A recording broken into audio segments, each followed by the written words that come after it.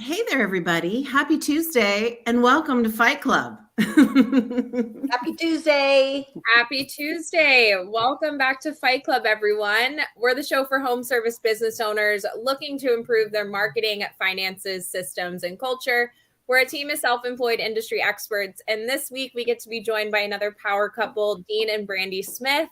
Super excited to have y'all with us today.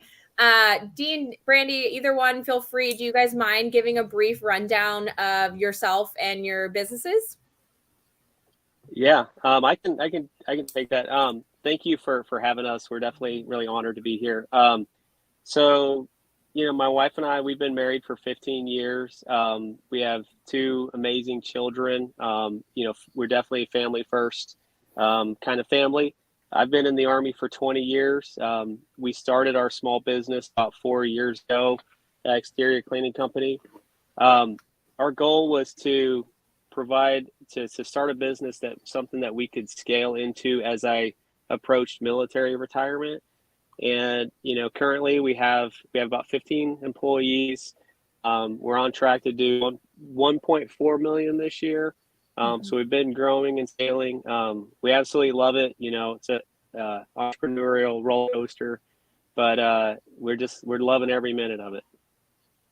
Oh, this is so exciting. I got to meet Dean and Brandi when they were first starting out and got to work with them at the marketing company I worked at, Mr. Pipeline. And I can't tell you how much I love these two. They're such awesome people, and to see the growth is so exciting. So thank you guys for joining us, and excited Absolutely. to talk more about that growth. So my name is Taylor Maroney. I co-own a power washing company in South Florida, just a little bit south of Dean and Brandi. And my passion lies in marketing. And as I said before, worked for a marketing company for multiple years and even other companies prior to that. And I've learned that my passion really lies in helping business owners understand those numbers behind marketing so they can make decisions based upon that to then grow that company further, like Dean and Brandi have. So super excited to have y'all on the show with us today, and welcome back to Fight Club, everyone. Thank you. Cool. Welcome. And my name is Megan Likes. I'm the founder of Bookkeeping Academy Online.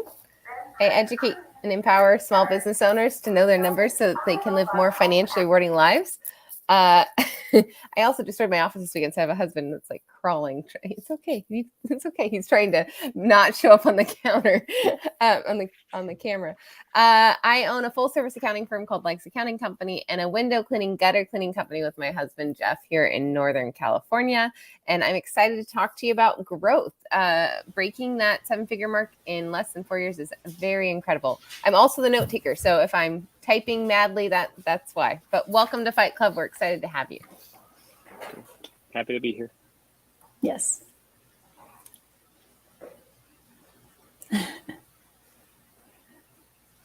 Muted, Michelle. Oh, yeah. How can I be muted already? What the heck? I already muted myself. Michelle Myers, sorry. Part of a power couple. My husband Doug is out in the field today, and we own Key Callers, which is admin services for your company. So if you need help with the office, the phones, emails, all that stuff, we can certainly help you there. And then we just are proud owners of a Wise Coatings location in Northern Virginia. So I am thrilled to have you guys here, and I can't wait to talk about all things systems and how you make it all happen. Okay, and I'm Martha Woodward, and I used to own a maid service in a neighboring state. That was about 13 years, so I know small home service businesses. And I co-founded a software called Quality Driven that's all about employee performance and building morale, etc. So welcome to Fight Club. We're glad to have you guys. It's always fun to have couples. And I'll let Tay take it away. Cool. Thanks, Martha.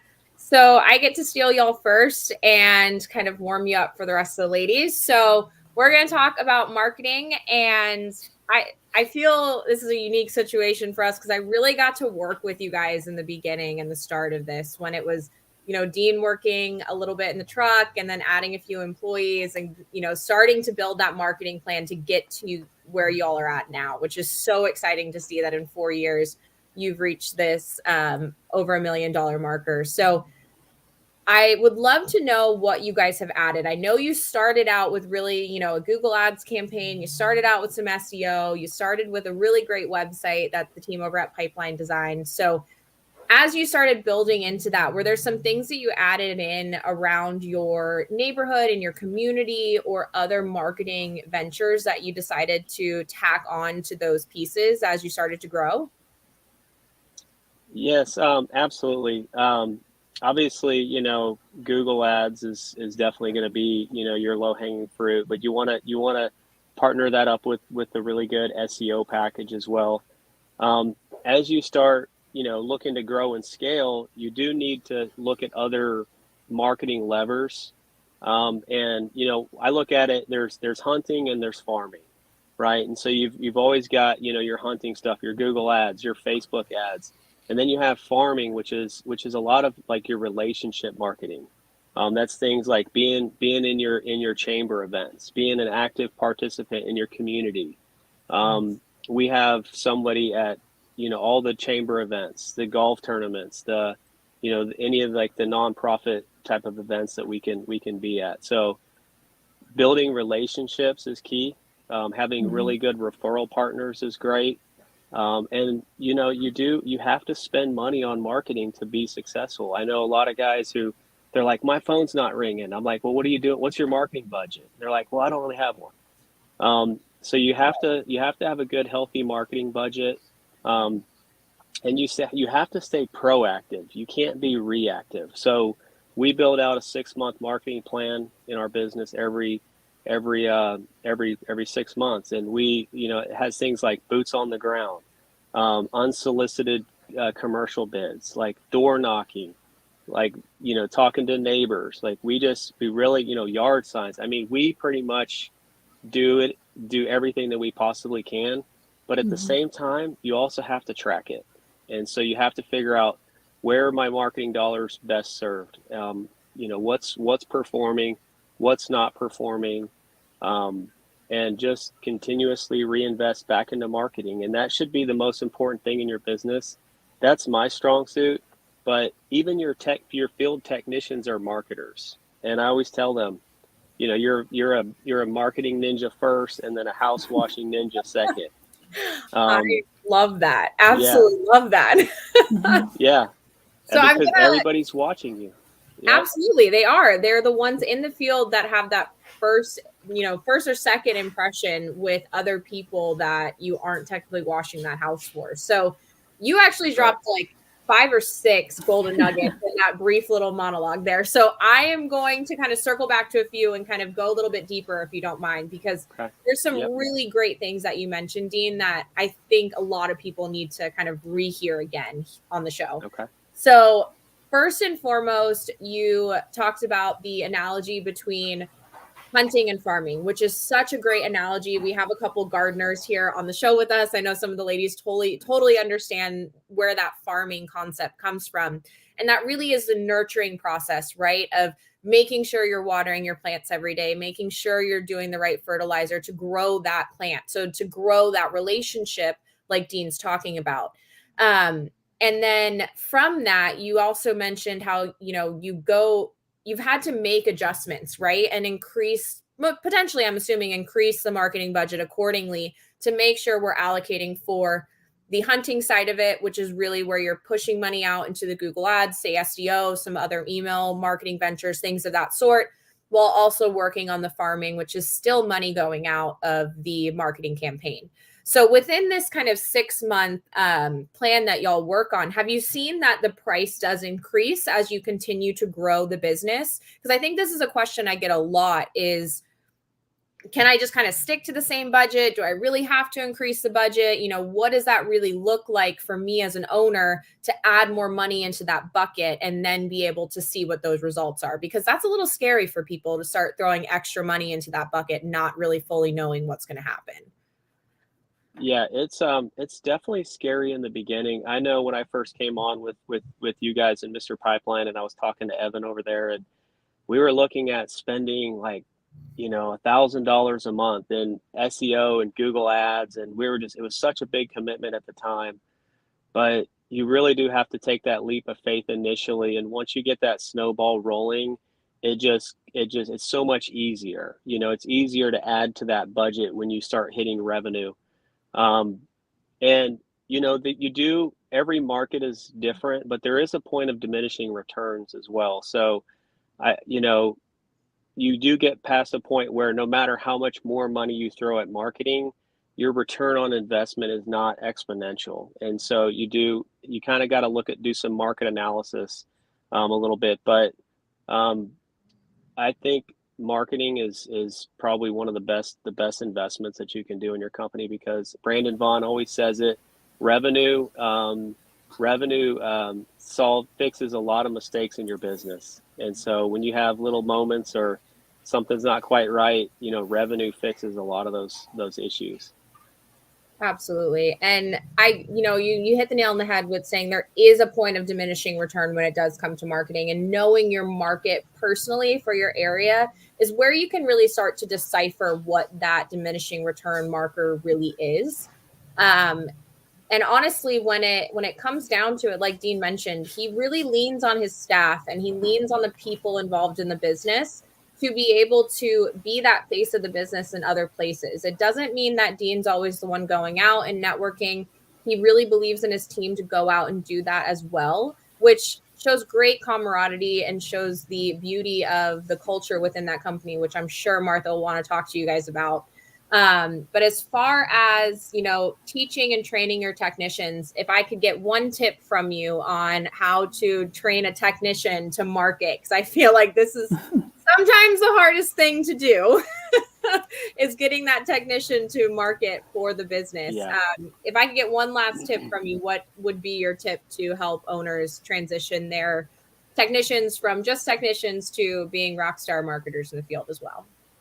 My number one tip is continuous, constant coaching, training, and mentoring.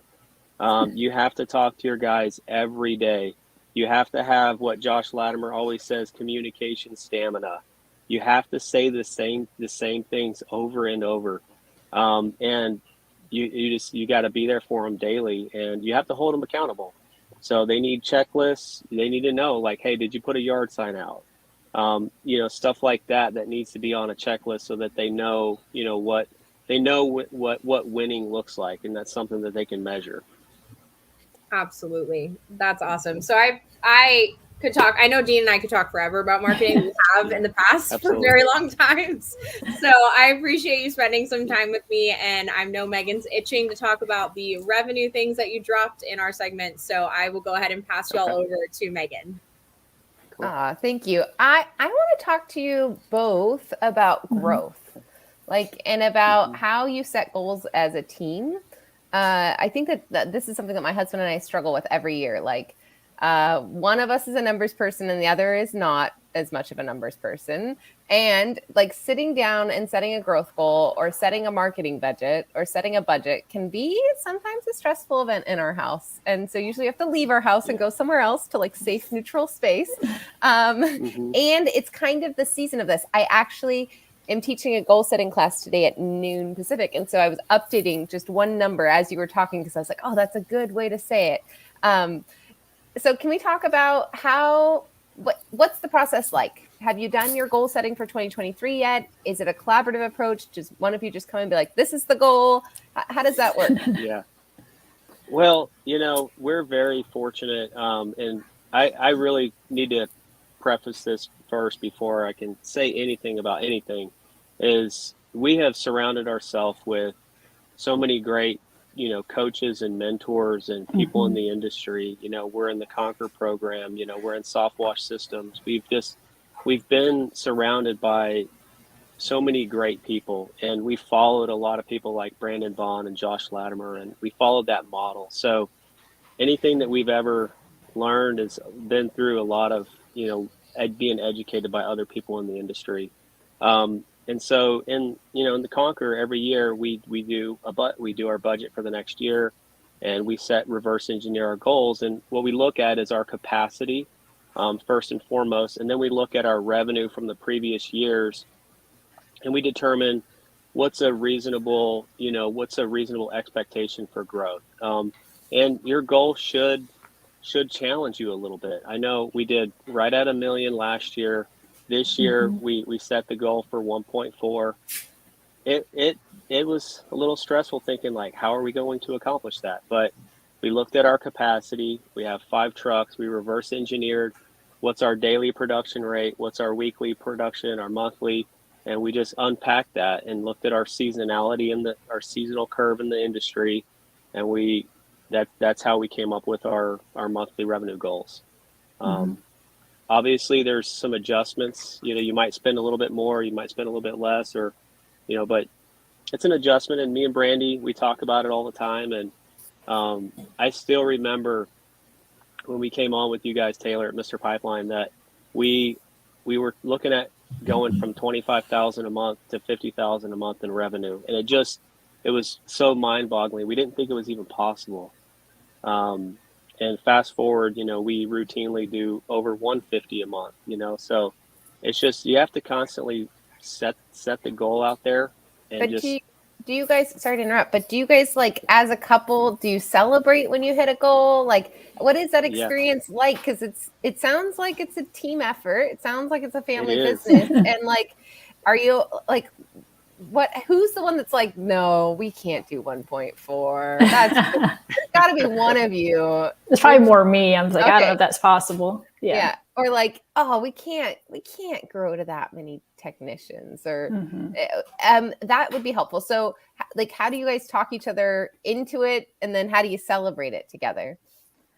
I think the celebrating, we probably don't do or recognize that as much as we should. A lot of times we're really hard on ourselves. We think we're not doing so great, but then we realize, wow, we've kind of already met all these goals and we should be celebrating that more. In 4 years, you've done a lot, like a lot. That's really fast growth.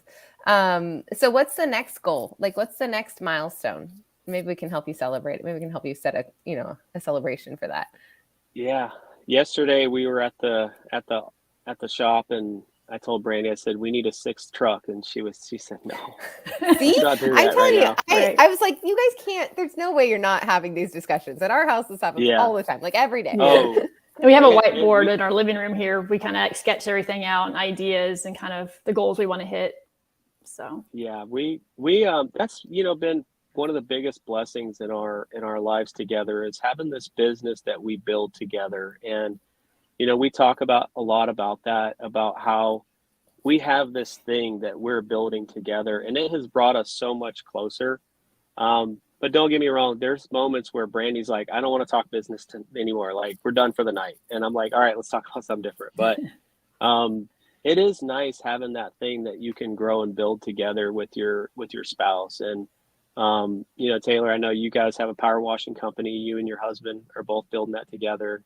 I think an entrepreneur family is just really special to me. You get the kids involved. We were doing trunk or treats and stuff, and we had our kids putting together goodie bags and stuff for other kids. So family business is just great. Well, so I'm not gonna let you off the hook. So let's go back. Like, what happens when Dean says, I need a 6th truck? What does Brandi say? Do you give him some conditions of like when that can happen or how that can happen? Or does somebody go shopping? Like, also, who's the one that has to buy the trucks? Is that still one of you? Because I'm still recovering from every time we have to go buy vehicles. It's like, it's still us buying. It was always me. And I'm like, man, every time you tell me we need a new truck, I got to go be a mean guy.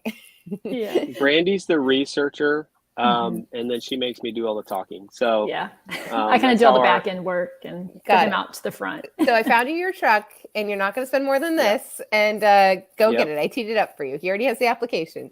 Okay, so what has to happen to get that 6th truck? What was the condition? Probably just making sure we have a certain revenue amount reached before we bring on another truck. Yeah. And also seasonality. We're going into our slower season right now.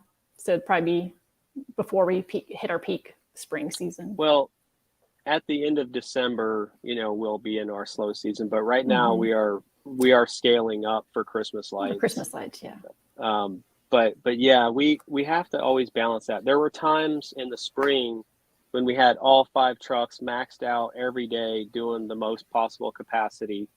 But then as we moved into August, we dipped down to 4 trucks, 3 trucks, and then we start dipping back up. So we would need a sixth truck for part of the year, but not all year. And so I think finding that right balancing point is important. What about other? Sorry, go ahead.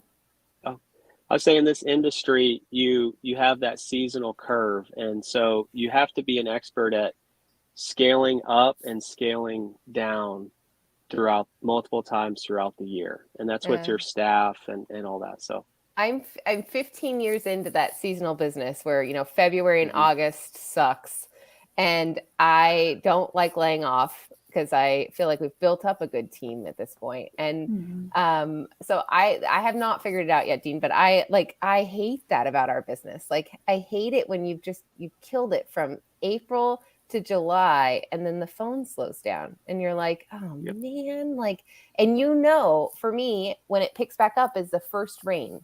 And I live in California, so rain's kind of like this elusive thing that you never know when it's going to come, but it does usually come. And so you're like, can I cash flow? Like, no, I can't cash flow this. Okay, can I bankroll this until that first rain? And how long is that going to take? Okay, but we keep getting distracted. We got to stay on the goals for just a second because you're not alone. And I feel like you guys are this great example of how this is an entrepreneurial journey. We set these lofty things and then we forget to celebrate them. So is there like a daily goal that you guys can go celebrate in the next couple of weeks? Like, you're headed into Christmas lights. So is there a big sales number that you think is probably coming around, like a daily sales number? Or is there a production number coming around? Right now, Christmas lights, our goal is 300,000 this season, and just Christmas lights. And so that's kind of a goal. We put that on the board, and, you know, so we're getting a pool put in. That was like a celebration thing for us. We do celebrate the wins, but we probably need to do more of that. But all right. Well, it sounds like something big's coming when you hit 300,000. So maybe get the kids involved. Yeah, maybe get the kids involved and be like, what are we gonna do? Because I feel like I'm a recovering tax accountant. So, like, I feel like if you've got kids at home, they know Christmas light season's a really busy season for mom and dad. It is. And so maybe there's something you guys can all celebrate together when you get to that 300,000. And if you're listening to this, it doesn't have to be a revenue metric. It could be a call volume. Hey, let's celebrate that today we took 100 calls. We've never taken 100 calls before. Or it could be we just had our 100th membership sign up. Like, celebrate that. Or we had a 5-star week. Celebrate that. And celebrate it with your team, celebrate with your family, celebrate with each other, because this is hard. And this is going to be a marathon. This is not a sprint. Like, this is hopefully going to be a long business. So we're bad at it too. I'm the person, I crush a goal and then I already have my next lofty goal going. Like, it's hard for me to remember. So I have to do it in advance. I have to be like, okay, when we hit this number, we're going to do this. And then we go and do this. Yeah. So, that's so good. Well, thank you for sharing that. Yeah. I'm excited. I had one question. I had a couple links up while you're talking. Do you use Revenue Buddy? That's Josh Latimer's visualization. We don't use that. We use the it's a Conquer budget every year that we put in there. So we use, Excel spreadsheets and track it all that way. Cool. I love it. I love it so much. And but I like Revenue Buddy. We've looked at it before. We just it's not something we use on a daily basis, but it is a great tool. Yeah, but if there's a listener out there who's not in Conquer, we dropped the link for Conquer. Michelle will talk more about that. But Revenue Buddy is something that Josh Latimer put together a couple of years ago. It's a free visualization tool. So if you want to set an income goal, it'll tell you how many leads do you need, how much do you need to spend on advertising, how many technicians do you need. So that's kind of a fun free tool out there that Josh put together a couple of years ago. And then you mentioned soft wash systems, and we love AC. So we put that in there too. If anybody's looking for help getting into the soft washing world, AC has some really great systems there. So thank you both for your time this morning. I'm going to pass you to Michelle to talk about systems. Okay, you said a couple good things that made my ears go boing. Okay, yay, exciting. The first one is communication stamina, so we're going to hit on that. And then after that, I want to talk about how you set up a 6-month marketing system and what those tools are. So In communication stamina, I'm in a communications business, and even sometimes I run out of gas. So tell me what that means inside your company and maybe what tools you're using to help support you as the owner. Well, first and foremost, the lifeblood, communication is your CRM. Every business should have one. I mean, it is your number one, point. It's how we know how we're staying on track and we're going to the right places and we're doing all the right things. And then just having it on your daily, battle rhythm, your meetings. Every week we have a staff meeting, and we open that meeting with a personal win and a business win. Okay. Because I'm in the military, I work on an Army base, and I work inside of a building that you can't have access to your phone or anything. So we have to have good people, and we have to have good systems in place so that the business runs smooth without me being there. Wow. So. Okay. And then for communication, it sounds like that's almost like attraction, right? Personal win, professional win, or personal best, Yes. Personal best? win and then business win. Yes. I love that. And then the meeting is for everybody, or do you have like a leadership team meeting? Like, what's the cadence of your gatherings together? It's the leadership team meeting. It's myself, our office manager, our sales manager, one of our service consultants is there, our operations manager. And we just, we discuss any of the ongoing, issues that we have in the business, how things are going, production. We make sure that we're hitting our production goals, and that we're on track to hit our, monthly revenue goals. We look at callbacks. We try to track everything, and we focus on that. Every day in the week, though, we do have a technician meeting as well, where we take the opportunity to coach them on a little something every day. It could just be, hey, today, just a reminder, we're going to go over the scripts for how do you interact with the customer, and then how do you ask for that 5-star review. And so we'll just do some role playing. We do a little bit of professional development and focus on systems every single day. And even though it only takes, 15, 20 minutes a day, it's just that compounding effect where every day you're just building on top of things. And so that's how we run it. I love that. And who between the two of you, Brandi or Dean, which one of you is the checklist king or queen? Who's in charge of checklists? I think it's something we're trying to both work on being better at. Are you? Yeah. Our coach, our Conquer coach, Nick DeMark, he's really fantastic, and you guys should have him on the show one day. He lives by checklists, and every single person in his company has a checklist. And he's like, well, did they do it? Was it on the checklist? And so that's one thing that we're getting better at. We do have an operations manager checklist, and so he has to do certain things every single day. So ideally, we want to scale that to checklists for everybody in the company. Yeah. And tell me, for the listeners, where do those checklists sort of live in your world? And again, those are probably evolving. So where are they living now? And then where do you want them to go to? What's the goal? So right now they're on a Google Drive, a Google, our Google page, or our Google G Suite. When our operations manager, he goes in there, he updates all his information on the checklist, and we can see it. Our technicians, what we have found is that paper copy works best. We were doing them digital, but they really became more of a check the block, and we weren't super happy with that. So we have them. Every job has a printed out checklist that they have to initial and then sign. And we even have the homeowner sign. It says that, we did a walk around and everything looks great. Wow. And so that has helped us out with callbacks, because at least we can say, hey, Mrs. Jones, we noticed that, you signed off on the checklist, said everything was great. We just want to make sure. And we don't leave any of our customers hanging. We still go back and take care of them. But it is just one extra step to try to mitigate any callbacks. And that's really good for the listeners to hear. Sometimes us as business owners, we want to make it easy for the larger group, right? So we digitize something. And what I heard you say is sometimes going back to the old school way really does function better for the technician in the field, right? So don't get stuck in the technology. And that's hard for me to say because I like to stay stuck in the technology myself. Yeah. So I get it. But paper sounds like that's the way. Awesome. I have one other question. My sister and I both are entrepreneurs and both have spouses and businesses the same.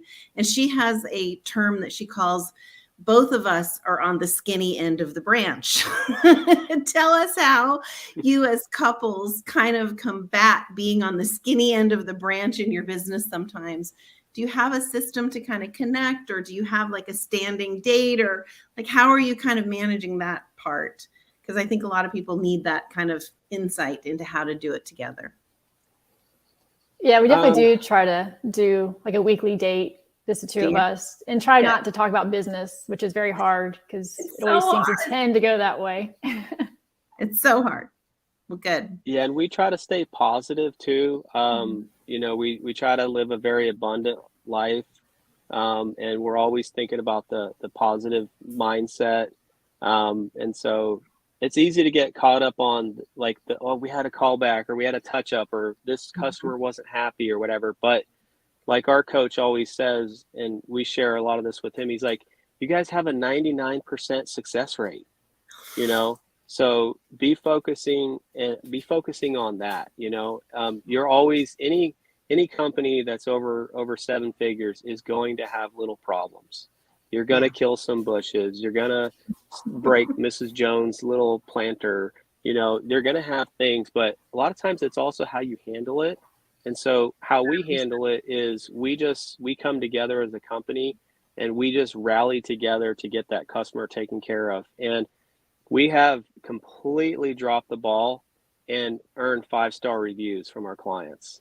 And so it's how you handle it. But me and Brandi, we spend a lot of time together. We do a lot of date nights. We travel a lot. We go to the beach and we go to the mountains and stuff. And so we're always sharing those wins together. That's great. We've been married for 15 years. We've never even had an argument. I just always see it her way. So we don't have anything to argue about. That makes it easy. That makes it easy. Sure. Well, I absolutely love it. Please, please, please send us a picture of that pool when it's done. That is a huge win for you and your family. Congratulations. I would love to have a swimming pool, so I know how big of a deal that is for you. So thank you. Okay. I'm going to pass you on to Martha, who's going to talk to you about people. Thanks so much. Okay. I just realized I'm the only one out of this entire group that doesn't have a spouse involved with my business. He wasn't involved with the maid service and he's not involved with the software. Although, Megan, you'll get a kick out of this. The other day he said, maybe I should learn coding. And mind you, we're like retirement age. So he would be good at it though. Yeah. And he sure is super patient with us for not being an entrepreneur. He is very, very, very entrepreneurial. I don't know. We love John. We love John. This is me sucking up because John hates my guts most of the time. Well, and when you were talking about staying positive, I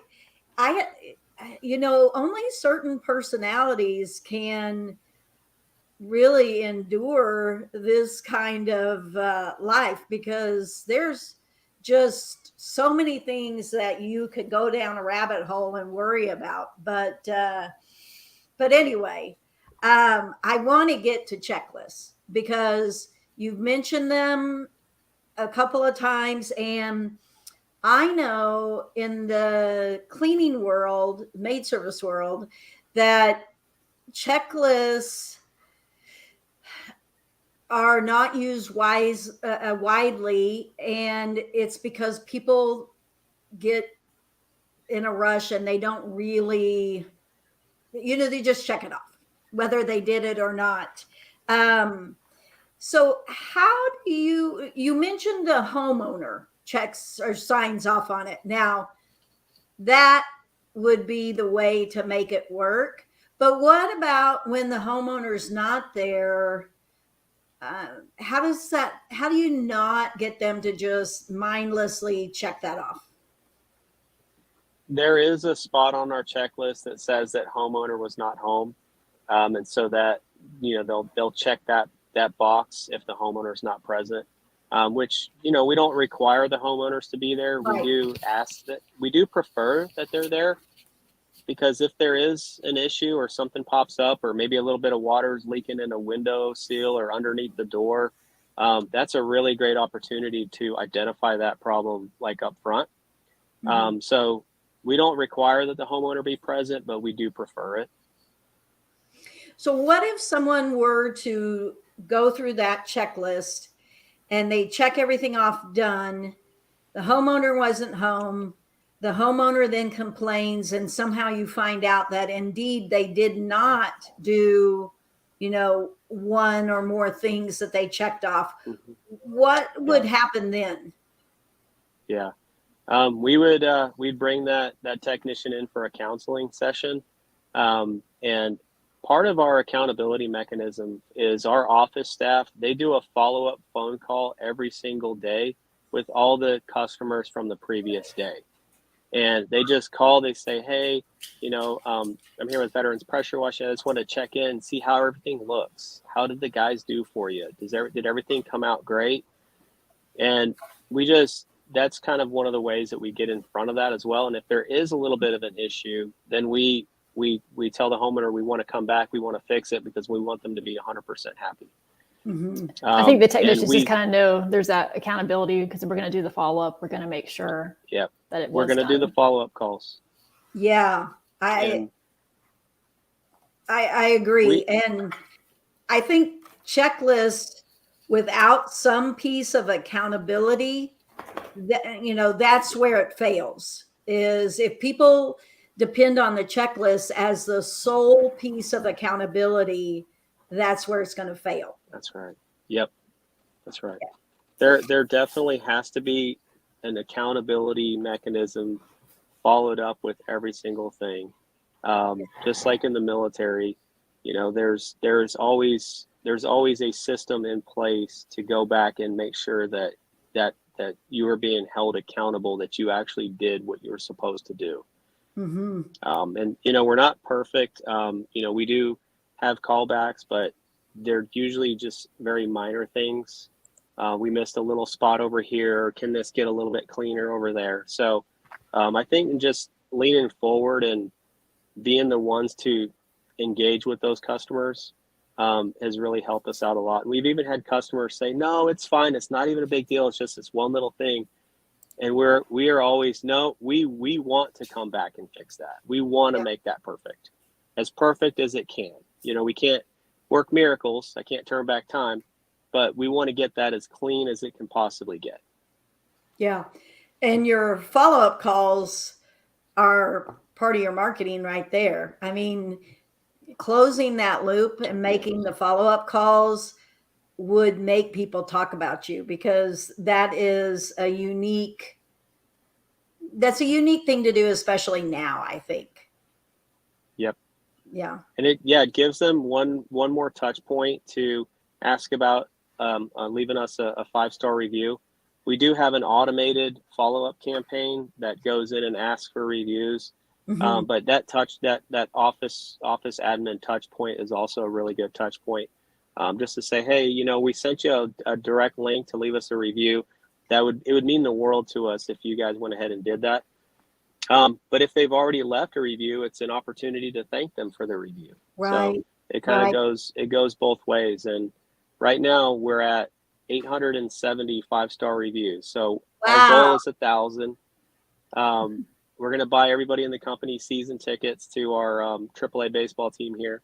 But we're always looking for reviews because it's feedback. But we do get negative reviews. It's happened once or twice, and we use those to get better. And that's what we always do, is we take those reviews and we unpack them and we say, how did we drop the ball here? And how do we improve our own processes so that way we can serve our customers better? Right.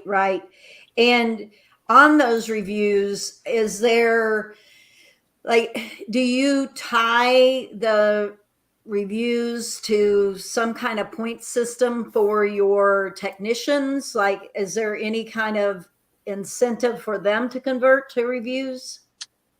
The reason I always tell them, that delivering 5-star service is extremely important for several reasons, right?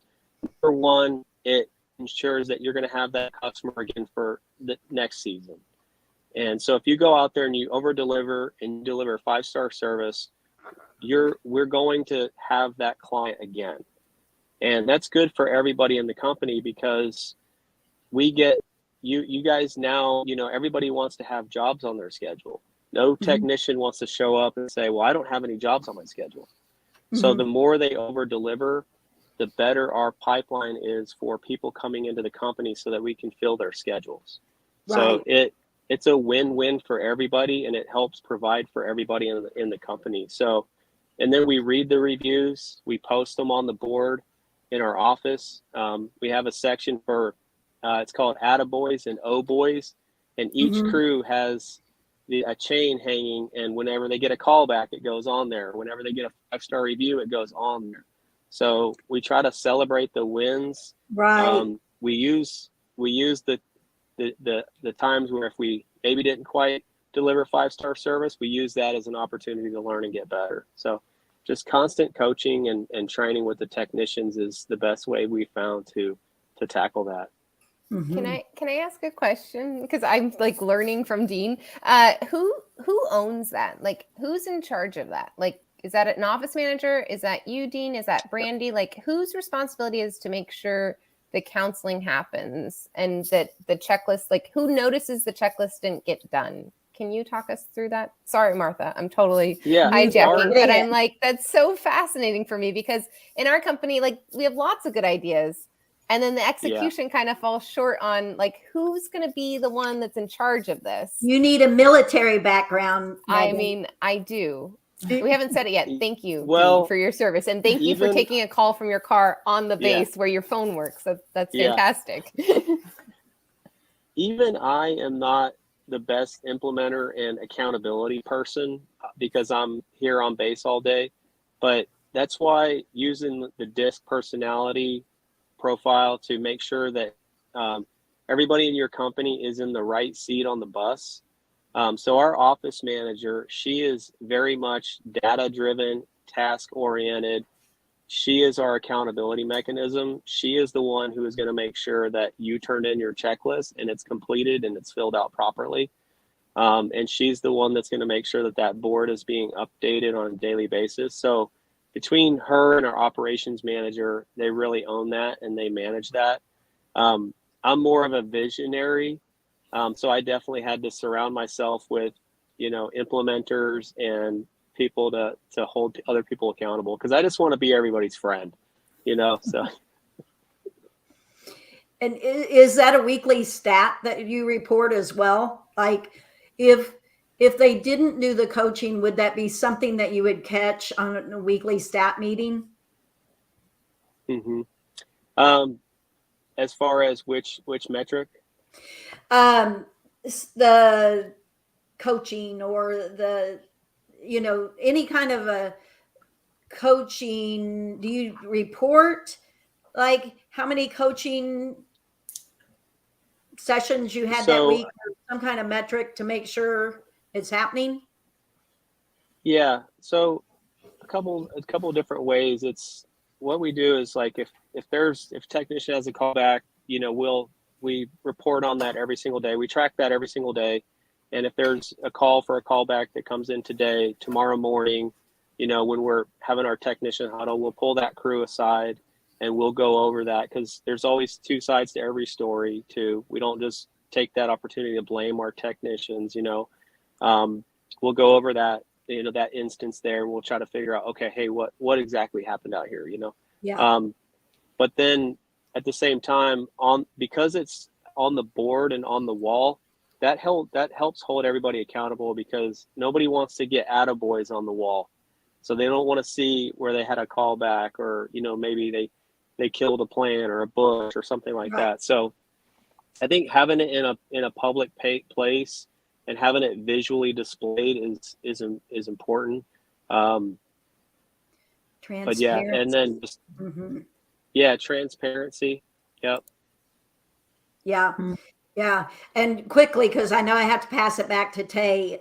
Megan, our field manager is responsible for those things that Dean's talking about. And our field manager had to report in weekly stats, not so much the counseling stuff, but all the employee engagement things, and would have been responsible for all those transparency activities that take place. So, but I do think that's a big part of your success, is that you've learned to make it, it's like you've called attention to the right things in a public way, but also taken a non-shaming attitude, as in everybody makes mistakes, learn from your mistakes, and we're all good.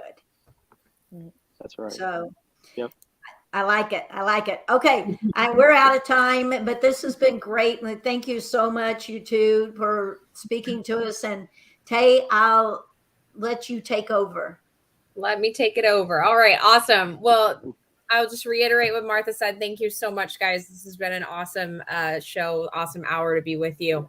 At this point, we are going to go ahead and do some homework. So y'all are more than welcome to add some pieces of homework if you would like. We'll kind of save you guys till the end so you can kind of see the formatting of it and how we go about homework.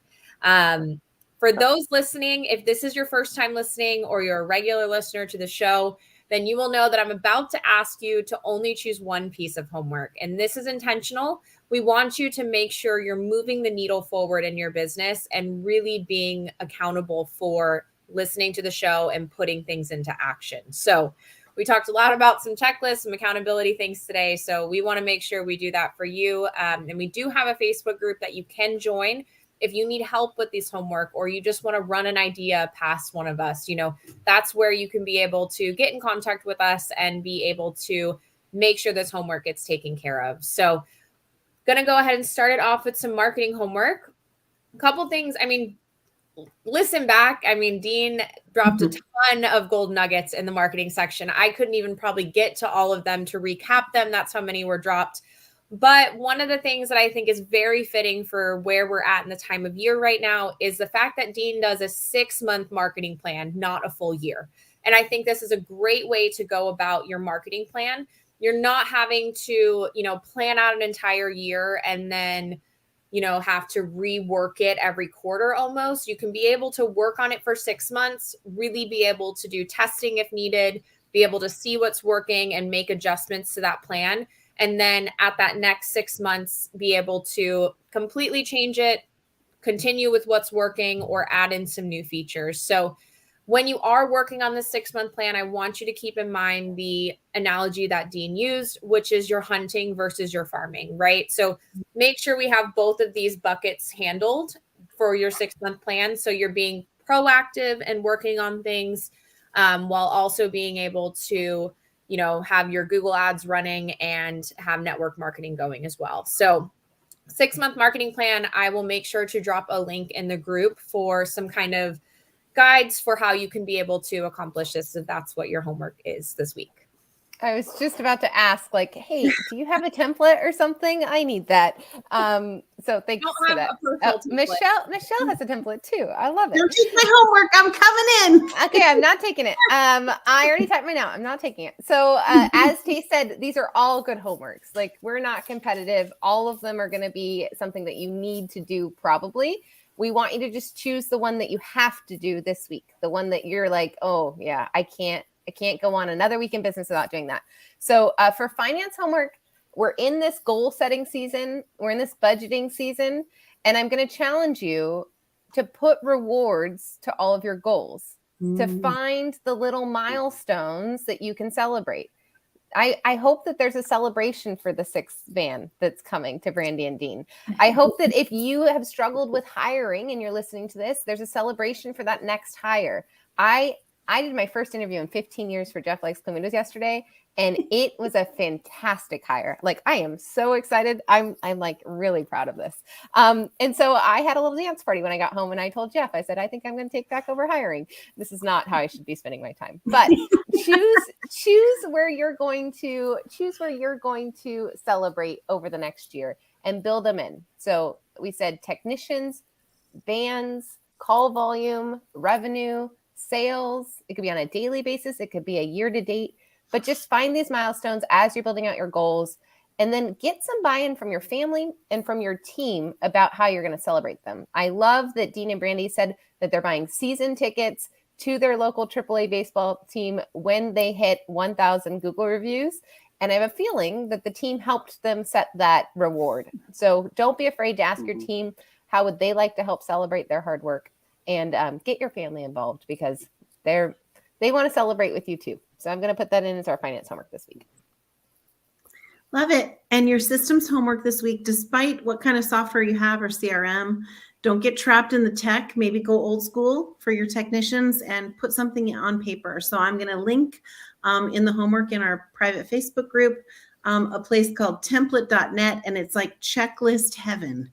If you are a member of Concur, you get access to all these checklists, and I would absolutely have you go check out Concur as a group that can help and support you. I've been a student for many years. I dipped out for a few months and I miss it terribly, and I'm just now talking about getting back in. So I will see you all in January, hopefully, at the Concur Summit, where they make you call your shot on video and you have to talk to yourself a year in advance. It's wild. So it keeps you accountable because you actually have to watch the video and see if you did it. So I'm going to put the homework in for templates in the private Facebook group. And Dean and Brandi, thank you so much. This has been awesome. Thank you. Talk about transparency, making you watch that video. It's tough. Was it in front of other people?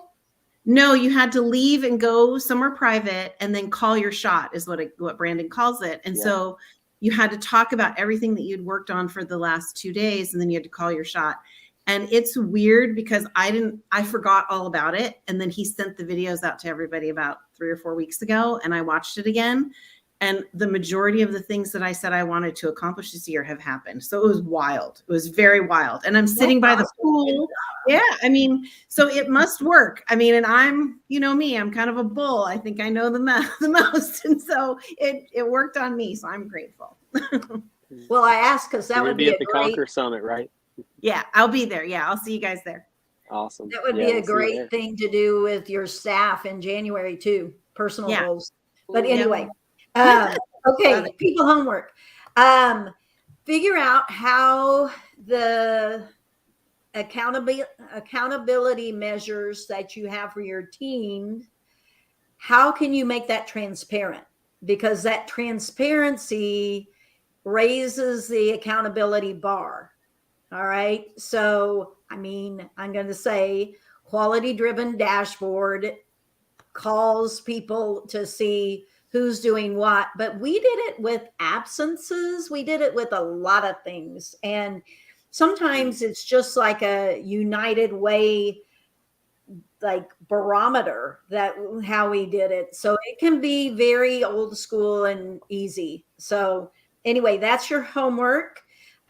Tay, before I pass it back to you, I just want to mention that the admin membership is closing Halloween, October 31st. So we're closing that down, and that membership consists of a clubhouse for just admins, and we have a project every month. It's a theme that includes webinar, homework, etc.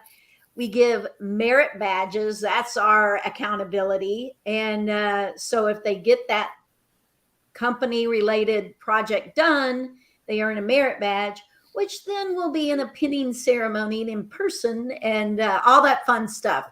So we hope that you guys join or have your admin join our community because they're going to love it. I feel like Dean and Brandi talked a lot about Rockstar admins and a lot about how they have put good systems in their office.